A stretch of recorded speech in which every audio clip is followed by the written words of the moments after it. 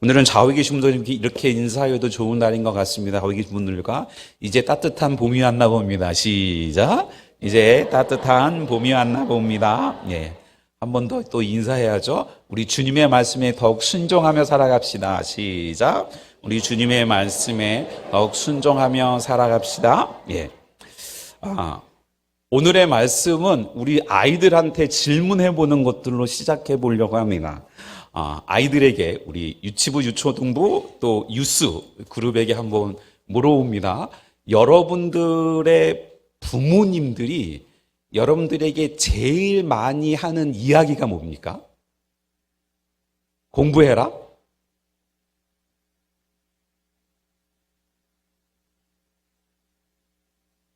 일어나라? 안 일어나나요, 애들이요? 예. 또, 뉴스는 무서워서 말조차도 시키지 않습니까? 예. 우리 유초등부 아이들 중에 부모님이 이런 말 제일 많이 해요. 밥 조금만 먹어라? 예. 평상시에 무슨 이야기를 하는가, 무슨 이야기를 가장 많이 하는가라는 것들을 들어보면, 우리 부모님들이 이런 것들을 중요하게 여기시는구나 라고 하는 것들을 우리가 무의식적으로 알 수 있는 것처럼요, 누군가가 무슨 이야기를 얼마나 자주 많이 하느냐는 거기에 얼마나 많은 관심들을 갖고 중요성을 갖고 있는가라고 하는 것들을 대신 표현할 수 있는 부분들인 것 같습니다. 세계적으로 자녀 교육에 가장 많은 힘을 쓰는 두 민족이 있는데, 하나는 유대민족이고 나머지 하나는 한국, 우리나라인 거죠. 가정의 재정은 물론이고 대부분의 것들이 자녀들의 교육 상황과 일정에 맞춰 진행되는 모습들을 보게 됩니다. 유대인들은요, 그 역사 속에서 힘들고 어려운 상황들이 많이 있었지만 그 중에서도 자녀들의 교육만큼은 절대로 타협하지 않는 민족으로 알려져 있는데요. 이스라엘 민족에게 아이가 태어날 때마다 실시하는 두 가지 중요한 의식이 있습니다. 출생한 날로부터 8일째 되는 날에 아이에게 할례를 행하고 아이의 이름을 짓고요. 이것은 아이를 언약의 자식으로 받아들이는 의식입니다. 그리고 태어난 지 40일 후에 어머니가 그 아들을 위해 어린 양을 잡아서 번제로 바쳐서 아들의 죄를 용서받게 하는 의식이 있습니다. 모습적으로 우리 시대의 유아 세례와 헌화식과 비슷하게 하나님의 자녀로 성장하기 기대하는 부모님들이 행하는 예식인 겁니다. 두 의식 모두에서 중요하게 여길 수밖에 없는 것은 하나님의 자녀로 살아가는 방법을 가르치는 것인데, 그 중심이 바로 오늘의 본문인 우리가 많이 들어봤던 레마 이스라엘, 쉐마 이스라엘이라고 이야기하는 오늘의 본문들인 것 같습니다. 첫 번째로 우리가 먼저 생각해 봐야 되는 것들은요, 하나님을 사랑하라라고 하는 명령인데요. 신명기 6장 4, 5절에 한번 다 같이 한번 읽어볼까요? 시작. 이스라엘아 들으라. 우리 하나님 여호와는 오직 유일한 여호와이시니 너는 마음을 다하고 뜻을 다하고 힘을 다하여 내 하나님 여호와를 사랑하라라고요. 이 말씀의 당시 상황은요, 출애굽한 이스라엘 민족이 광야에서의 40여 년의 시간들을 지나서 이제 젖과 꿀이 흐르는 가나안 땅으로 들어가기 전에 이제 모세가 자신의 사역을 마지막으로 정리하면서 그동안 가르치고 강조해왔던 율법을 한 번 더 정리해 주는 말씀입니다. 이제 강 건너 젖과 꿀이 흐르는 가나안 땅에 들어가면 수많은 우상과 수많은 유혹들이 만연해 있을 텐데, 그 속에서 하나님의 자녀로서의 본분을 잊지 말고 살아감과 동시에 자녀들을 이렇게 가르치라라고 하시는 그 중요한 말씀의 시작이 바로 4절, 5절의 말씀인 거죠. 하나님은 다른 민족들이 섬기고 있는 수많은 우상들이나 신들 중에 한 신이 아니라 하나님은 유일하신 분이시고 하나님은 절대적인 분이시라는 것을 선언하면서 그 하나님을 사랑함에 있어서 마음, 뜻, 힘을 다해 사랑하라라고 명령하고 있는 겁니다. 누구에게요? 이스라엘에게. 누구에게요? 부모님들에게.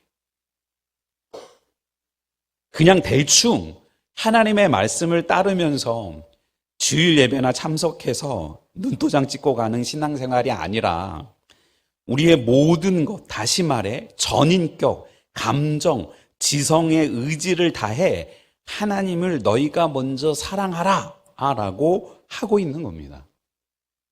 이것은 예수님께서도 마가복음 12장 29절 30절을 통해서 예수께서 대답하시되 첫째는 이것이니 이스라엘아 들으라 주곧 우리 하나님은 유일한 주시라 내 마음을 다하고 목숨을 다하고 뜻을 다하고 힘을 다하여 주 너희 하나님을 사랑하라 하신 것이요 라고 말씀하신 것과 일맥상통한 명령인 겁니다. 우리 시대에 얼마나 많은 가치관과 우상들이 우리의 마음과 관심을 끌고 있습니까? 조금만 돌아보면 가고 싶게 만드는 것들 투성이고요.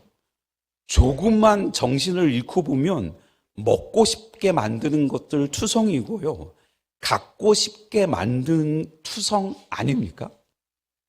이제는 아예 알고리즘에 의해서 우리가 뭘 좋아하는지를 파악하고 계속해서 똑같은 영상과 소식을 먼저 접하게 되었으니 그것에 우리의 마음과 생각과 뜻을 빼앗겨 버리고 그것이 우리를 이끄는 곳으로 무비판적으로 맹목적으로 빠져들어가고 있는 현실이 실제 우리 눈앞에 와 있다라고 하는 겁니다. 여러분들은 무엇을 사랑하고 있습니까? 무엇에 우리의 마음과 뜻과 힘을 다해 사랑하고 있습니까? 잘 모르시겠나요? 내가 뭘 사랑하고 있는지, 무엇에 마음과 생각을 빼앗기고 있는지 잘 모르신다면 객관적으로 검토해 보시면 됩니다.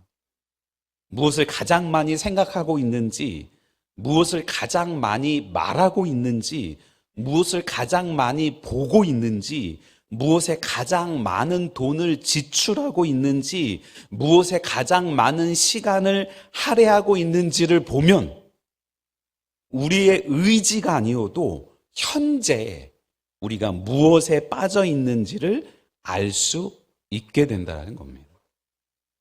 바라고 소망하기는 하나님을 사랑하는 우리 모두가 되기를 주님의 힘으로 축원을 드립니다. 우리의 마음과 뜻과 힘을 다해서 하나님을 사랑하는 우리 모두가 되기를 주님의 이름으로 축원을 드립니다. 축원드립니다. 좌우분들께 한번 권면할까요? 우리 하나님을 더욱 뜨겁게 사랑합시다. 시작. 우리 하나님을 더욱 뜨겁게 사랑합시다. 그렇게 사랑하라 명령하신 하나님께서는요, 그거를 내 마음에 새겨라 라고 말씀하십니다. 신명기 6장 6절인데요. 우리 다 같이 한번 읽어볼까요? 시작. 오늘 내가 내게 명하는 이 말씀을 너는 마음에 새기고 그렇게 유일하신 하나님을 마음과 뜻과 힘을 다해 사랑해야 한다는 말씀을 마음에 새겨라 라고 하는 겁니다. 너희가 그것을 알게 되었으니 하나님의 말씀과 명령을 단순히 듣는 것에 그치지 말고 마음에 새기고 삶 속에서 실천해야 나가는 것을 강조하고 있는 겁니다. 우리가 잘 알고 있는 시편 1편에서도요 1, 2절에 보면 복 있는 사람은 악인들의 꾀를 따르지 아니하며 죄인들의 길에 서지 아니하며 오만한 자들의 자리에 앉지 아니하고 오직 여호와의 율법을 즐거워하여 그의 율법을 주야로 묵상하는도다 라고 말씀하시면서 악인들의 꾀를 따르지 않고 하나님을 따르며 죄인들의 길에 서지 않고 하나님의 길에 서며 오만한 자리에 앉지 않고 유일하신 하나님 앞에서 겸손히 행하며 하나님의 말씀을 즐거워해서 하루 온종일 묵상하는 사람들이 복 있는 사람들이라고 알려주고 있는 것을 발견합니다. 또 한 번 강조하면 누구에게 말씀하시는 거라고요? 이스라엘 백성들에게. 누구에게 말씀하신 거라고요? 특별히 부모들에게. 부모들이 먼저 그것을 마음에 새겨라. 특별히 어른들에게, 앞선 자들에게 먼저 그것을 마음에 새겨라 라고 말씀해 주고 계시는 겁니다. 언제나 강조하는 것과 같이 아이들은 부모님의 뒷모습을 보며 성장한다고 합니다. 앞에서 말하는 것 말고 뒤돌아서 살아가는 그 부모님들의 뒷모습을 보면서 부모님을 닮아가고 배워가고 어떤 때는 평가하고 어떤 때는 화도 내면서 그 부모님을 닮아간다라고 한다라는 겁니다. 마음과 뜻과 힘을 다해 하나님을 사랑하는 것을 이야기만 해서는 마음에 새겨줄 수 없고, 마음에 새겨지지 못하면 힘들고 어려울 때 이런저런 상황 속에서 하나님 아닌 다른 것에 마음과 뜻과 힘을 소비하게 되어버리고 많은 우리의 모습을 아이들에게 보여줄 수밖에 없지 않겠습니까? 말과 행동을 완전하게 일치시켜서 아이들에게 온전한 뒷모습을 보여줄 수 있는 사람들이 얼마나 되겠습니까? 성경에 있는 말씀들, 그 모든 것들을 우리 마음에 새기고 100% 살아갈 수 있는 그 부모들이 어디에 있겠는가? 그래서 우리는 아이들에게 솔직해져야 된다는 겁니다. 우리가 아이들의 하나님이 되지 않기 위해, 우리가 아이들의 하나님인 척 하지 않기 위해, 우리가 아이들의 모든 것을 책임질 수 있는 유일한 능력자가 아님을 숨기지 말고 그 노력하는 모습을 아이들에게 고백하고, 고백한 것과 같이 노력하는 삶을 살아야 한다는 겁니다.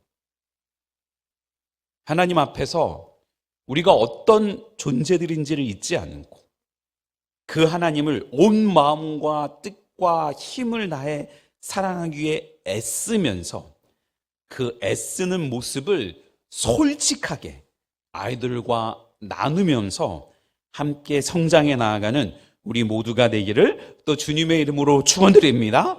축원드립니다. 또 좌우에 계신 분들 한번 해볼까요? 우리 주님의 말씀을 마음에 새기며 살아갑시다. 시작. 우리 주님의 말씀을 마음에 새기며 살아갑시다. 조금 어려울 수 있지만 표현들을 잘 하시면서 한 번만 더 할까요? 우리 척하면서 살아가지는 맙시다. 시작. 우리 척하면서 살아가지는 맙시다. 예. 그리고 난 다음에 가르쳐라 라고 명령하시는 겁니다.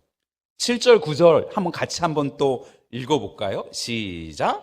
내 자녀에게 부지런히 가르치며 집에 앉았을 때에든 길에 갈 때에든지 누워 있을 때에든지 일어날 때에든지 이 말씀을 강론할 것이며 너는 또 그것을 내 손목에 매어 기호를 삼으며 내 미간에 붙여 표로 삼고 또 내 집 문설주와 바깥문에 기록할지니라 라고요.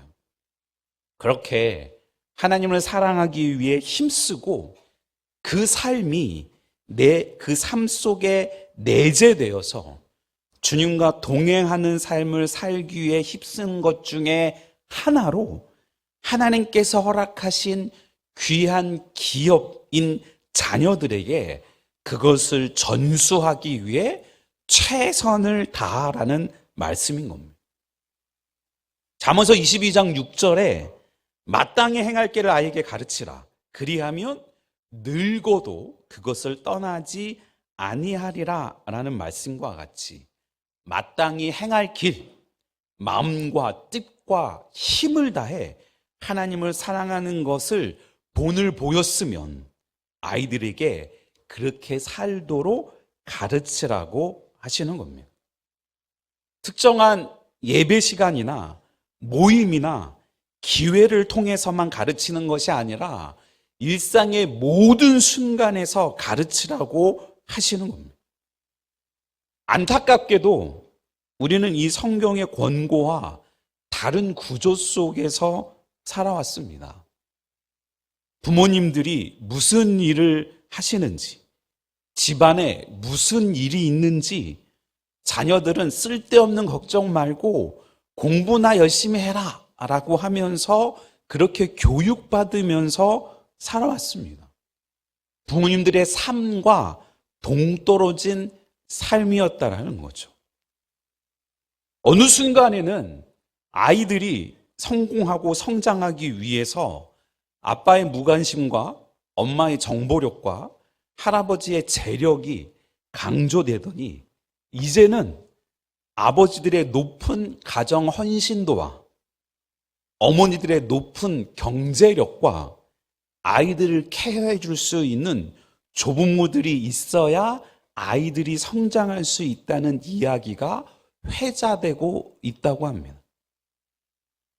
부모가 아이들 교육의 주체가 아니라 다른 사람들에게 아이들을 잘 훈련시키고 배우게 해서 성공하게 하기 위해서 부모들은 각자 필요한 다른 역할을 잘하면 된다는 생각이 팽배해져 있는 이 사회가 되었다라는 겁니다. 하지만 성경은 아이들의 모든 교육의 중심에 부모가 있어야 함을 강조하고 있습니다. 학교와 학원과 다른 모임 등에 아이들을 맡기는 것이 아니라 심지어 교회에 아이들의 신앙교육을 맡기는 것이 아니라 부모가 하나님 앞에서 아이와 함께 몸부림치면서 적극적으로 교육시키라고 하시는 겁니다. 어느 정도로 적극적이어야 되냐면 언제 어디서든 아이들과 함께 할 수 있는 시간과 공간을 통해 말로, 행실로 아이들을 가르치라고 하는 겁니다. 그 가르침의 내용을 잊지 않기 위해 자주 눈에 보이는 곳에 기호를 삼고 내가 그것을 지키려고 하고 있다고 사람들 앞에 드러내놓고 어떻게든 그것을 상기시킬 수 있도록 문설주와 바깥문에 기록하라고 하시는 겁니다. 그렇게 해도 잘 전수되지 않는 것이 신앙생활 아닙니까? 여러분은 힘쓰고 애쓰는 것만큼 하나님을 사랑하는 그 가르침이 아이들에게 잘 전달되고 있다고 생각하십니까? 돌아볼 수밖에 없는 거죠. 우리는 진짜 우리의 모든 것을 다 동원해서 하나님을 사랑하려고 하고 있는가?